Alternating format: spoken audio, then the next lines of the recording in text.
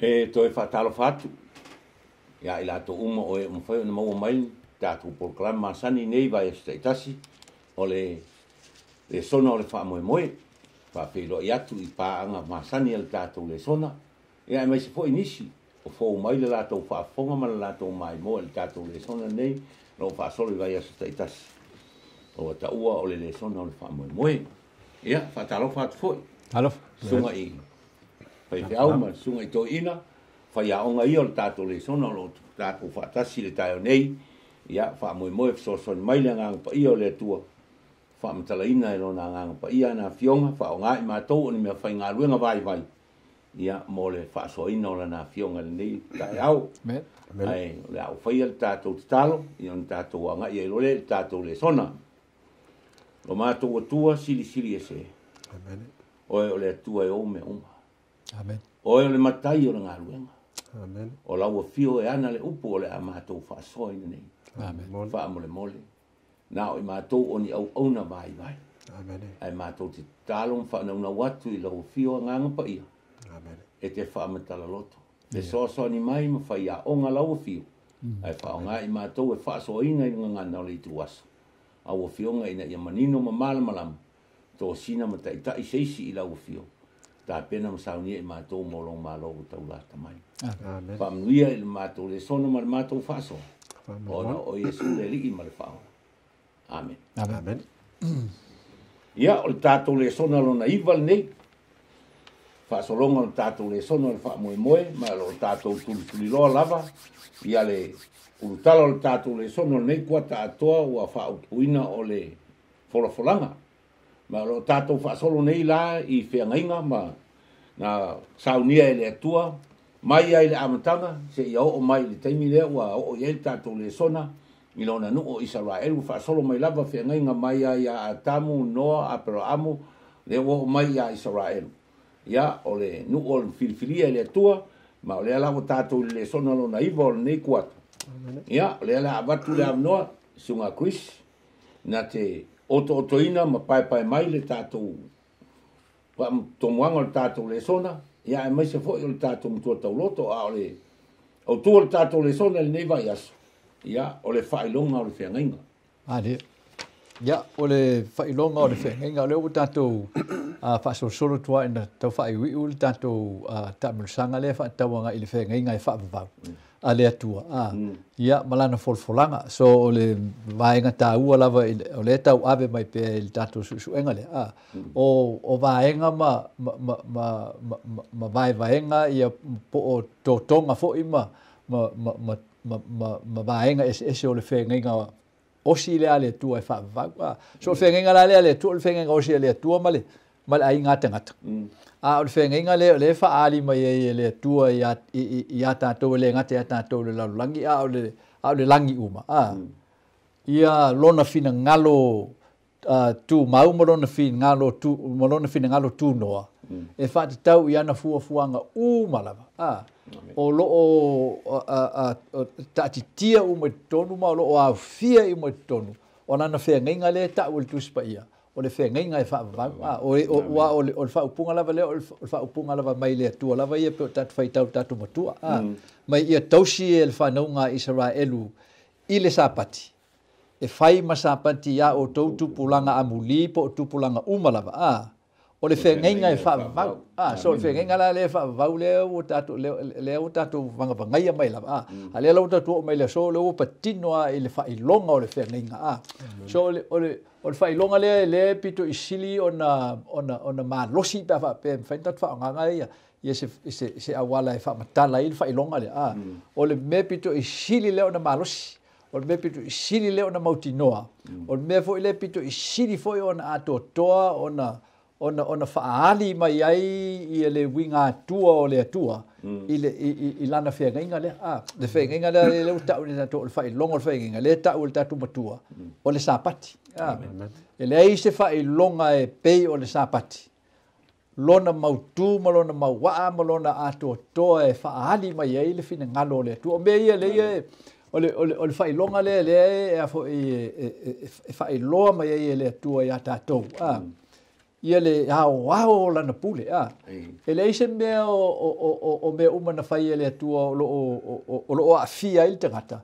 e pe o le malosi o le mea le o le taimi so le o le whai longa le tata noe ni le ta umai tatu mutua mai o le sapati o le whaavaina le o le atua ma le whaatotoina le atua o le whaalinga o lana pule au i mea uma lava i lona tu teimiina po lona tu tapula aina o mea uma i le teimi lea teimi la le tau e tatou o le sapati o le matua mea malosi a le whailonga le atua le mai le atua mo le lalolangi atua ma le langi le la tatu sua i nea wae o le malosi e le whailonga le tau le atua o le sapati o le malosi na o loo mawhai ai mea umalawa na whai tu ai misi al tangata soifua o na maua na mawhau toa mlona mawhau e mawhai ai o na ia fo ilea ai atu mai loa atu se fua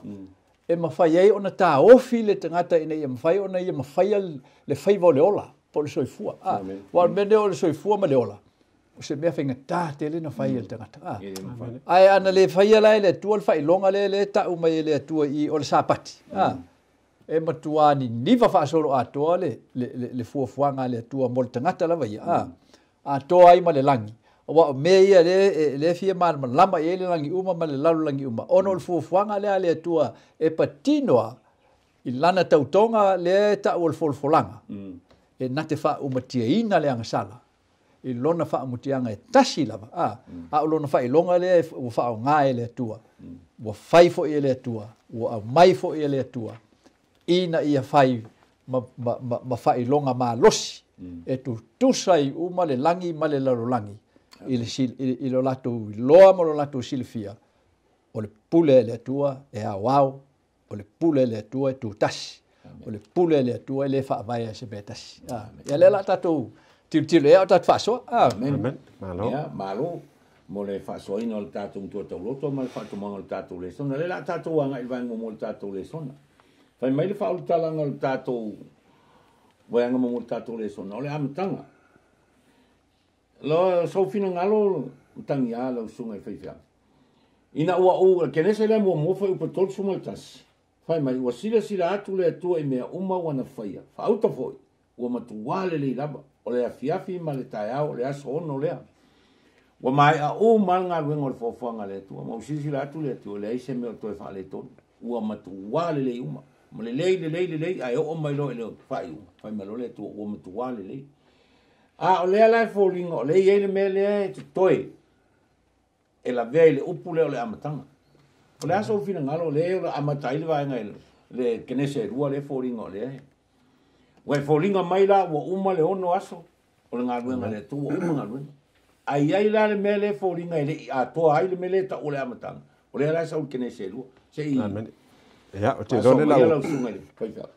Ele kene se mta upe lua, on fai upe lua. O te ilo le, o toi vaenga muli a lea. O le, o mena fai ele tua i le amatanga. Amen. Iko kongo le vai aso le kas.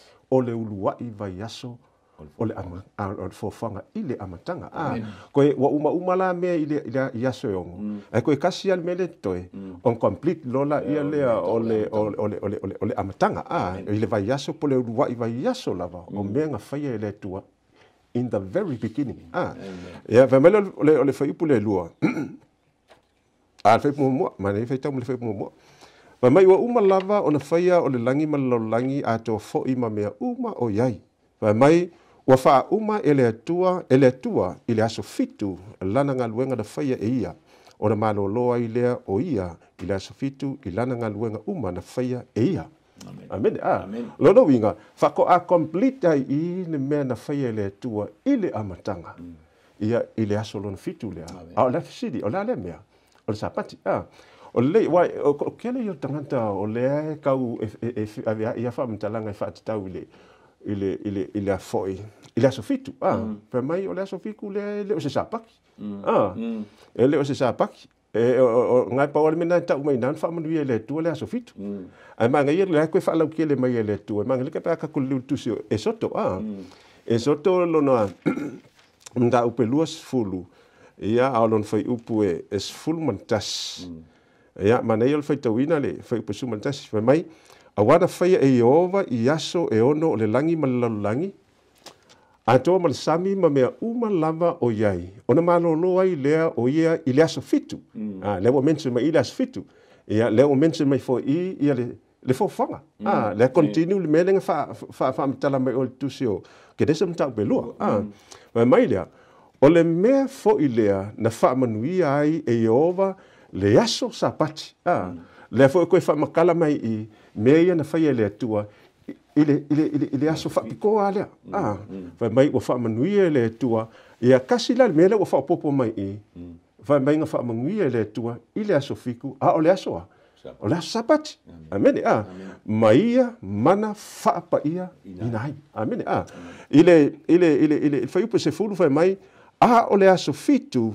o le sapati lea ia Jehova lo atua amen pidioka olona la mangingo olona winga ole aso fiku le kaukala le kusio kengese ele o so nga kaukala i sisi la vaso ai ole e ui la vai le ta ua mai il tu kenese le upu sapaki ale mangingo le leia ole aso lona fitu ole sapaki lea ia Jehova e kele mau o nga mau kot konga o isi ia kot konga ia leva pe mai ia ole pe ole musalem la ko aso sapaki ole asfarai ole monema Jehova sapaki aso uma ia ole lalo langi o ekalesia ke siango po ekalesia po kisango ole urua yaso ole lako sapaki la ai pitai ole a ongal kuspa ia mal sapaki ale kua ole aso longa fiku va mai ole aso longa fitu ole sapati le ya Jehova lo tua ele pidio kalo ele se siko e kala ko fai po agi si fa makalanga e koe fai ai, o le manino, e le black and white le a fionga le tua, e whakakau i le aso sapaki, o le aso longa fiku, o le vai aso. E le o se aso longa ongo, e le o aso uma le vai aso, e le o le aso mua mua le vai aso. Po se si lava aso le vai aso, ai o lo refer a nga i le aso longa fitu, o le vai aso. E isi whamintalanga, vai mai o se o langa o le sapaki o, ka ngaka yu kaya. Ia, alai manino whamintalanga, o le origin o le sapaki, po o le amatanga, o le iai o le sapati, po o le fofoanga o le sapaki. Ia e fōlinga mai, awhapea mai o le sapati o tangata iutai, e fōlinga mai, o le sapaki whako a exist, i le keimi o le maungo singai. I le keimi wa iei ia kanka iukai, ai o le manino whaamitalanga, ia ngā fofoinga lawa i le tua, in the very beginning. Ia e... Me mana ia le ia. E wha mauti noa atili ai, o le aso fitu. E na le ta ua le usa pati il kenese lua. O le mea na whai le atua i le aso fitu. Na malolo ai le atua mana wha manuia i ai. Amen. Na paual na o le mea na paual na o le aso na whai le na malolo ai le atua. E su e fua lama whai mei le ta ua i le sapati, i le sapati le solu.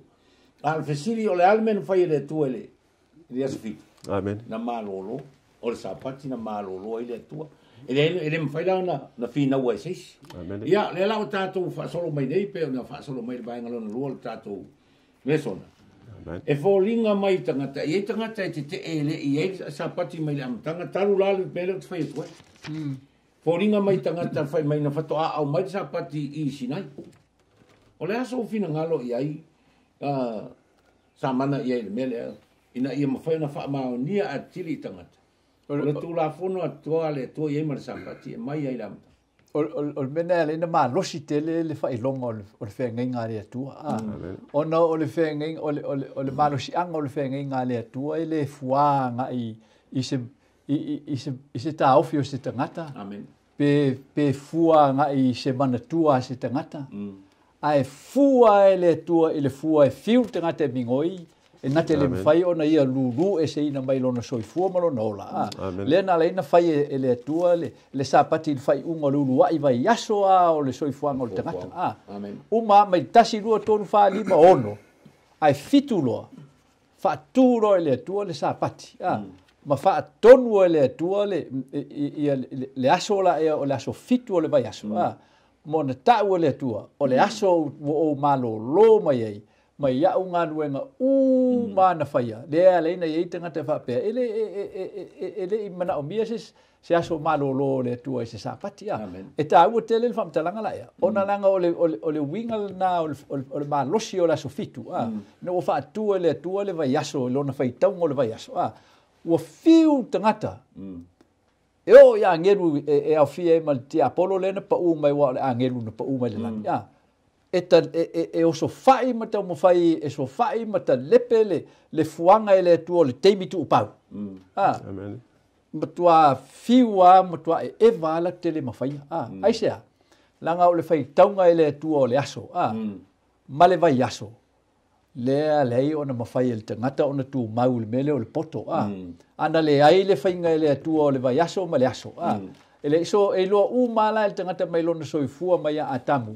na mata mai atamu le uruai tangata lava e o lo ila sofitu e malo lo il tangata o le malo longa la le na tangata na lei ona mafai ele tua ona fa tu la fono le fai longa o lana fe nginga mo le tangata ina ia mafai on tu mau tangata le malosi o le ola malosi tele le ola mai ele tua e fua le malosi o lana fai longa le fai le aso ma le teimi e o mai le so fiu tangata e tau se fai le fua le tua le vai aso na te le mawhai fia lalo langi o tau whai suil ka lena i le vai aso na te le mawhai so o isi uma whapitalanga e tātu te whaalongo i o whapitalanga e whanau mai le lato fiu la e tau whaawasenga le e tau whaawasenga mato e tau whetu na ile i le aso ai to vai foi lai upu e wha o ngā e perfecta whaatau anga i tau mwhainga le suil sapat mai e mawhau fau foi o ia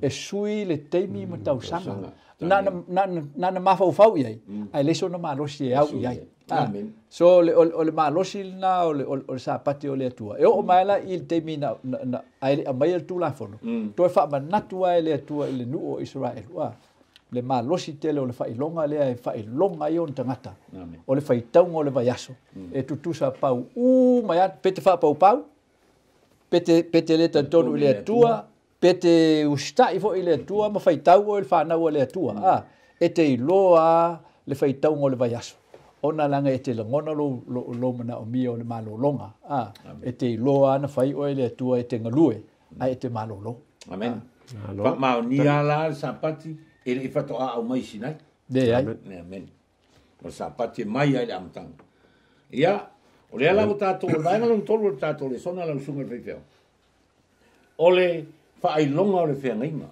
amen fo linga mai i fa mtalanga lea o le sapati e tu langa o le fai longa o le fenga le tu sei fai sau sau noanga e le tu langa le ina ia fai na manino i le van aftai ole e soto le e tot sumal tasi fai pe sumal ono ma sumal fitu e te do la manino le fa mtalanga fa tau le vaenga le fa mai le fa mtalanga ia tausi e fa nonga Israelu i le sapati e fai ma sapati ya o tau tupulanga amuli tau tele ole vaenga le fa mai le ngaka ia kausi a ia fai masapati yo o tu pulanga amuli min so e o mai lava i kupulanga ke me le unga la ka kalanga i lumangai longa winga sis fam talanga e o mai lava ke me ka ko fa mai o le fea ngainga lea e fa va fa mai ile nga ka ia ko kausia e o ko kupulanga uma lava se yo o lava i kupulanga ke me le unga o le fea ngainga e fa va e fa mai lola il fa pule sumal fitu fa mai o le fa i longa lea e fa va amen ia te outou ma le whanaunga, ia te au ma le whanaunga Israelu. E ka ua iere o le whaamtalanga lea. Pea mai o le whailonga e whaavavau ia te au ma le whanaunga Israelu. Sesi whaamtalanga, o le mea lea i loa ai tangata o le atua. Amen. I to tonu o le lalolangi angasala. Amen. I le sisi o manga o le whanaunga Israelu. Sa sisi o mia ngu whapau. Le mele sa fa ilonga ai mai longa ai tangata o le atua o kanga ka lai pilang o le kalikongu o le kapuai o le usikai i le kua o lo yele so ta inga ola ma le atua o le fa ilonga le ilo ai fa mai la le fa mtalanga o le fa fe ngainga le o fe ngainga fa vau e o lava yo koku pulanga amli la ve makako e le fa mtalanga le amai il male ko le e lua le fa pelusu malfitu fa mai uaia fetala ia tu foi o fetala inga le Yesu ia te la to ua faia le sapati mo tangata, a ua le faia le tangata mo le sapati. Fai mai ua faia le sapati mo le tangata. Wai ko kila kanga le fai mai ese o sapaki ka kayukaya. Le o le manino fetalinga Yesu. O nga faia le sapaki, inga ia uska ia kanga ka malama. Inga ia mafai o nga avea tangata malama. E fai ma e longai i lato malama e lato tausiam te tonu iai. O tangata i lato le tua. E fam talanga le tato fetawina mai o le kalteo le mta upe tolo on fai upe e lusu maliva. Le tato fetawina inisio o tato asusuenga e temi talwai. Fai mai. A fai foi e o ke riso o tau e moni o le whanau o tau a Abramo. O suri foi e tusa male meana. Folfoleina. O lean mea folfoleina. O le whenga inga lea. A lea tua mai. E a vea o kou ma whangau. A vea ma o tua. O lea lau ila. Lea lai peiseile mafofongo nistangata. O, ai aka koula ke biso. O lona winga e o komeki ale ye yo tantou. Le ai, e iai le whailonga. Lango le mele le klei me tangata uma o le lalolangi o kanga ke kirisango. E whaapea, le ai, akalia Yesu ua. Ai le iloa, o le kalia inga o Yesu, e iai inga. Le nga kususu inga. E iong kula fongo. Le foka kususu inga sapaki, e le ngiva yaso. E iai whailonga ilo hai. E le kasi se skanga ka kirisiango ma se ku a inga kapo inga lalolangi ngai. E ese uma, ese fo ala ku kalikongunga. Ai longa lava. Kanga ka mongi o le kua. Bo uma un whailonga inga. I ki lalolangi o kanga ka kirisiango. O ila ku e kausi lia. Ile sapati ale tua. Ia, okay, lo ngai fa mangingo mai fo ngai falinga es fulu male lua. Falinga nga suma lua fa pesuma fitu ke lo mangingo i tatou malam mai. Falinga mata pesuma lua fa pesuma fiku la u faitau atua. Fa mai fa mtalanga le amai. Mai oi to fo il tarako il fine. Oi fa fine e kalisia kisiango. Fa mai ona luatu ai le o ia e tau le taua mai lantou o e tutoi. Ola fa nau. Ele o whangau uma la finga, wai mangingo e kalisia kilisiango. A o langa whangau, o lok plok sanga uma. Lenga ke ese, lenga protest mai lea. Le lako ki ngā lea. A whai mai la, o kanga kai e kai le kālako. Ele o whangau uma alfa fingi. A o e ko koe o langa whangau. O le whailonga i loa ai. Le whai mai lo whaumanga le mau. Whai mai, o e tausi i polo inga ale tua. Ma ua tau fi lea, il mau ai, a Yesu. E ole fa finge lo ke siang o fango finge o lo blok sango uma a o e ko koe o lang fanga e failonga le o e kausi polo inga le tua a ko mana mau Yesu longo winga e le o tangata uma e ui lava e la ko ke mau le menga folfola i le kua nga ila ko lava le nga ka la ko ke ska ia inga o fenga inga a ko ai mal failonga le fenga inga o longa sapaki ya la ole fa popa fa tai mala no tai la le pa manga le sunga le pai fau vai ngalo no fal tato le sona fai mai o le fai longa e fa pa ia ina le ala tato menino ni tato lo pe on tato vai mo vai ngai lua o le sapati o le fai longa o le fenga le tua a o le ala o fai mai nei e tatau ona ia le mele tau o le fa pa ia ina o le aso o to mai ile e soto na to tasi fa upsuma tolu na e mai na e afo e langa il tato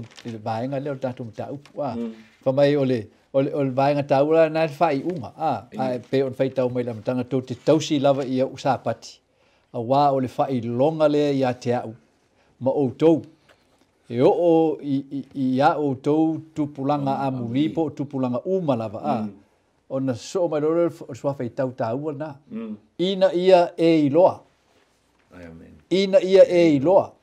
O au, nei o Iova, o le wha apa ia ina o tau. So o le aunga lea o le whailonga lea le, to mele lenta o le whailonga, o le whea ngainga. Ona leanga e le eise whailonga e tusa ma le whailonga lea e whaatau i le sapati. I le mauti noa, o le pule tu noa le atua e whaatatau i lona fina ngalo o le whaoletanga. I le whaumatia inga o le fili. Tasi ale fili o le malo le atua. E tasi ale fili o le malo le atua i le lua, e le tonu. E tasi fo ia le fili lea leina ta aufi. Mame mai lona ato toa pen whaitau mai le amatanga i lau whaatomuanga. O le bea na e tasi o le to toe. O le fai mai ia tustu singa perfecta. O me ia fia ba ai angit. O me ia fia mana lama ia perfecta. po le ale winga o ia mea le ana moli mai le nganga ia la to le fa ato to le to ila na fa ilonga le o le sapati e tau mai i le langi male lalo langi wa te fai tau fo le sapati pa wa le o tu la fo le tau mai fa na tu mea tato o le tua na fai le langi to e fai le tua male lalo langi so a to le pule le tua i la na fa ilonga le o fa ilonga le mai le tu a ele te tonu la e te le iloa. Amen. A ele te tonu e te au te le mwhaino o wha apa i eina oi. A o le singi lea ma le aunga lea o fuafuanga uma lea tua mo le wha tanga. Ina ia to e wha apa ia le tangata. E pei ona ia whaia mai lama tanga. Nanga o mea uma na whaia e lea tua e tau o tangata o lona malo. E pa ia pe ona pa ia lea tua. So a le pa ia, a le mawhai ona au sia lea tua, le tapulaa lea o lona wha apa ia ina o na tangata na ia whaia i lona wha tusa. Ma au uma le langi na ia whaia ilo na whine ngalo tū noa. Ua mau le whenga i ngā lea tua, mau le whine ngalo lea tua. A wai na te le au sia. A o le sa pati, o le whai longa mauti noa lea e loa i le langi uma ma le lau langi uma. Leisi si na te whainon se ua le whine ngalo lea tua. Ua wha tua lea tua lan sa pati lea. E wha mauti noa mai e a tātou. E na te mawhai o na i au sia lana folanga. O te wha apa ia ina oi. E te tausia fo i lau sapati mai le ta ele o loto lana o e te tonu e fa tua i le moni mai fa maoni o la upu langa wa o le tua mi tonu so le mena a te tonu lo e tato lo le e fai asi lo loto mal mafa o le mena le no fa tu le tua lana fa ilonga o sapati a sofitu mo le langi uma ma le lau langi umlea le fa mai isaia e o mai fo i le ia malo ma le lau langi uma i lea sapati ma lea sapati i le ola e fa vau e ifo i le tu. Amen. Ia fa tai le wa fo linga le fa ilonga le a le fa pa ia ina le tu. E le o ia ila se ta u ole. O le fa ilonga. Le sta u fa ilonga. Ta u fa ilonga le ia ta to fa solo tu bang nu ta to le sona. Fai mai lo le ole bang nu ta to le sona. Se au mai sau fa mtalanga ma sau no anga la sunga ve fa. Mana tua sapati. O le soto rus fulfa upe valu lai a mata altu la fono e whaari fo upulea. Ia e mana tua le aso sapati e te whaapa ia ina. E fo ringa mai i la umata mata. E iai le taimi e tausi e le tangata le sapati. Ai le whaapa ia ina. E ngalo le tangata le whaapa ia ina. Fo ringa nai me le whai mai. Ia e mana tua le aso sapati e te whaapa ia ina. No inga e fo ringa mai i. E iai le taimi e mana tua e le tangata le aso. Ai ngalo le whaapa ia ina. Pela me le sa sau no e sunga kuisa. A misi le whaapa ia ina i sapati. E le au ngā atua le whaai longa o le whenginga le atua. Se mai sau. Amere, tau te. Whaapulanga. O le a foi. O le te loa o le whaamitalanga na. O le whinangalo le tua, me mai le tua, i e mana tua le sapati. Ke longa le kasi se me kawainga makua. Wansa kausi e sapaki. E le kasi se me e whaamangaku mai a ki oe. Le ngaka e whaamangaku mai ki oe. Le fofoanga nga fai le tua. O le kua ko kasi nga ia fofoinga le langi malalu langi. Grawa lunga lava lang fofoanga. Ida sapaki. So skai mi lava lai tātou te tau sial sapati. Tātou te o ko meki on kako mangkuai. O le kua le kako ki kapuai i le sapaki. O le kua fofoa. Longa lua. E koe whamangaku mai a tātou. Inga ua uma o nga fai le tua. Le ngata ina ua uma fai le tua le fofoanga malolo ai le tua. I le sapati. Ai inga o uma fa nga fa le tua le nga luenga o faltanga ngai malo lo sa pati tono le o tunga mau so se kai mi ala ka ku ke afo ka si el sapaki e fa mangaku mai pe ya tanto makako mangaku ai o ia o le tua fofo o ia fo o le tua faola ai e ele me pe kosin ka wa pe o le nga ta fa ata mai ele nga tai na ai o le me pe kosidi on tawa le fa ilo mai il fa upu le valu ia e manatua le aso sapati te e te whapa ieina. E a whai mai lona winga se whamtalanga i e mangkua la sapa ki kaunga ea. E kausia, e kusa male awala lai manga o ai le tua, e kausia. Ia o le fisidi, o le ala wala le manga o ile kua kausia sapa ki. Ia e ke mau mai ngai le foi le isa ia ngai lima suma le vale. Anu whai po suma ni tonu. Wai mai whamtalanga. A whai e te liu e se lo vai i le sapati, ai le fai ai lo lava loto me mo nga o sa paki a nga kausia e le fai ai lo lava loko lo winga ele o me uma lava ki fai le vai aso e ke manga ko fai le vai aso me uma lava e ke manga ko foi la e fai da sa paki a longa lua fai mai i i lo ua sa ma e ta ua le aso sa paki o le aso a fia lea ua sa ia Iova ma ua mamalu fa mai ma ia e fa mamalu iai longa winga e le ngaka e le fai lo loko a ia e fa mamalu iai o lo e le fai ai au lava mio lo winga e makua pa ia lava sa pati o lo e le mau ai lo lava fifia ke le ia sacrifice ia fa mai lo le vainga muli o lo e le mau ai lo lava fifia ma e le tau talai ia lava upu longa winga o ia ka mai ai o le sa paki before linga mai o le test o le me e loi o le kua po le ale ko inga fa maongi o lo ia lo kanga fa ku le tua o ko ki ale ia se me kasi lava e ia sa wa ya ka kau e ka kawinga e fai ai o se me ke manga oi i le sa paki longa winga o le test o le loyalty o le kanga fa ku i le kua po le al kulanga le ia longa winga manga o mia e require le sacrifice e la vai nga tawa ese tawa ya tau fai la ka ko ki makua fa pai le si vai nga muli lava e le si vai nga fa popo ki ai e fa mel tala le tu e men tu la sa pati fa pai nga longo nge ko fa manga ku ma ka ko e le kai melu manga o le fa le ngai mala le mangku e tangata le le sa paki e pe onga ele swinga le ia ile ke lokal komunga tangata fa ka le sa paki ele ke me nga loi e ile me tawa te na fi fa so mo tanto fa ka vai nga le fai la ka ko ke mangku sa paki ka ko fa pa yenga o le ala le me ku pe fai ka ko ke le fa pa yenga pe fai ka ko ke le mangku pe fai ka ko ke le fa pa yenga o ke fi mai ngai mau lai te e lua o so ni mai fa ta le vai nga le ile mau le ma se nei tanto le ma te no ta suma lima le fai upe valu mariva fa mel fa mtalanga le mai i ua fala tala mai la tu ya o le nei nu i ola tu ngutu ma vivi mai o la ya tau i ola tu la ngutu a ola tu lo tu o tau mau ia tau fa mele fai pai va fi fa ma faina va mai e tapu i fu mai i la tu ya tau i lo la tu fai mamta upu polo ingai a tangata o le mea mungi lava ia fai ka ko ke le kausia le sapaki so se aso lava ka ko kausia beside o le sapaki le ka ko mangingo i long fakulanga o le aso longa fiku o le vai aso fai mai e uia langa e ka pua i le tua langa lewa e fai mai a tangata fai mamaka upu polo ingai a tangata wa longa winga wa avea polo inga tangata ongi doctrines o me ka upu au kula o le kuspaia au kula le fionga le tua le sapaki le ua le fingalo le ko kam kausia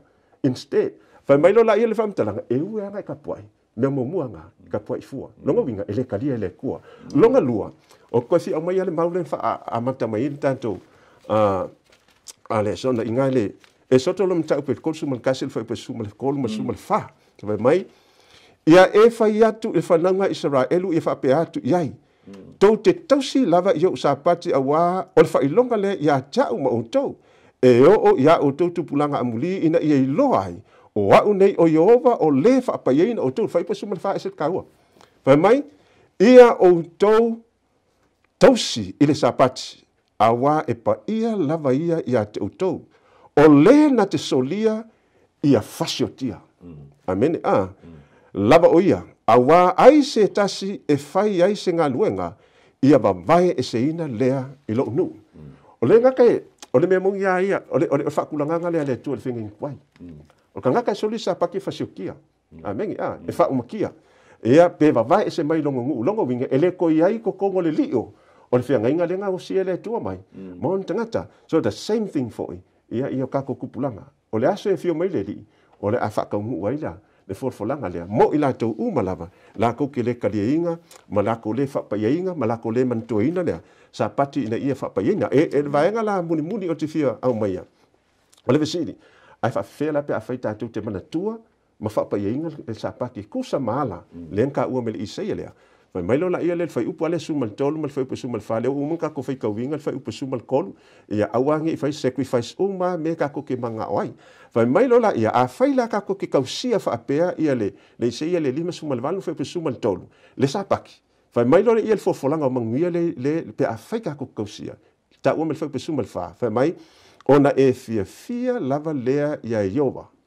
o te whaati e ti ea ne foi ia te oi i lunga o mea maululunga o le lalulangi. O te whawhanga foi ia te oi le tofio ia kopolo tama a wa feta lai mai ai le fofonga oai o Jehova. Ka kingo mai lava ma fola mai le kua mai le pepelo fo le kua so se kasinga kausia sa paki o le kua e kusa ma le awala le wa ia whakaakia e ngaki kausia il sa paki longo winga se whamkalanga kako ke ingu i manguia ua whaakulanga mai le kua mo i kako le langi ma le ole whaamvang ia la le whaatai ma le no ia o tātou le sona na le au whaafonga ma le au mai moa i le tātou le sona o le tau whainga ama le tumutumunga o le le sona ia o le se furu polo inga le atua le lorangi le taimi nei e tasi ale tu la fono le atua o le e fōringa i tamu whaitanga o le e fina ua e fōringa i whesui ai o tu la fono e wha a tu la fono uma iwa o lo i oe i ai le iwa se furu ma le iwa pasene o tangata kelisiano o tangata la tau tisila fia mai lo le atua pe tai tu la fono e wha o na pau ale tu la fono le umanino nei i lau tau wha foga ma lau tau mai moa o le sa pati o le atua e te lea nisi tangata whai mai o le asfitu o le sa pati asu le aire sa pati o le kalisi asfitu e leo sa pati o iutai a leo marino nei iutai e whata aturai mai a apramo tangata iutai a sa pati mai ai le amatanga me lea i ana o le tātou taimi a le tātou le sona na o nei vai aso whaftai te le atu i a te outou o e o whaafonga mai mo mai tātou le sona taune i a whaamnui e tele le atua i lau tau whaafonga ma lau tau sila mai le vai aso to vala ulia mal fa lolo tato to e felo ai mo le tato le sona pe am moli atu le tua lo to so i fu mal tato ola le nava ia sfo ale au fa ina le tato le sona le talo fa tele lo ma to tua le avno ai mai ma to te fa so ai o fionga ma la upu amen ma to talo fa mo le fa mangalo o ona pe a fa iguale ato to o tangata vai ai fa lango fa mo le tua i lo nganga pa ia fa pea ona e fa ato to ina le mato ngaluenga ona le nganga ma fa mo ma ulunga ia manino ma to sina nisi i la ofio ta pena ina mo le langi ma le ola e fa vau o le mato talo lea ma le mato fa tonga e la tu lo mato li o Yesu le li ma lo mato wala i malo amen